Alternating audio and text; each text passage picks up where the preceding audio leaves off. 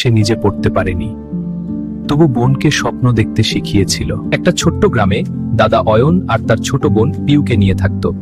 অয়ন ছোট থেকেই পরিশ্রমী, কারণ তার একটাই স্বপ্ন, পিউ পড়াতে হবে, পিউকে অনেক বড় করতে হবে।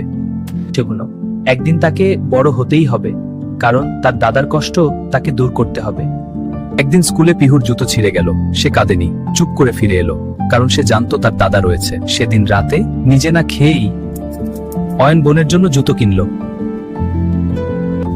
দিন যায়, অয়ন পড়াশোনা ছাড়ল, কিন্তু পিহু পড়া ছাড়েনি, কারণ তার পেছনে ছিল দাদার বিশ্বাস, ভালোবাসা এবং স্নেহ। একদিন বড় শহরের স্টেজে দাঁড়িয়ে পিহু কথা বলছে। আর আজ আমি তা পূরণ করব। ভিড়ের এক কোণে দাঁড়িয়ে দাদা, চোখে জল।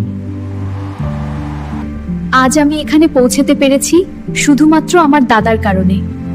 দাদা, তোমার নিঃশব্দ ত্যাগের সম্মাননা। নিঃশব্দ ত্যাগই বড় সাফল্যের শিকড়। এই গল্পটা যদি তোমার ভালো লেগে থাকে তাহলে সাবস্ক্রাইব করে আমাদের চ্যানেলের পরিবারের অংশ হয়ে যাও।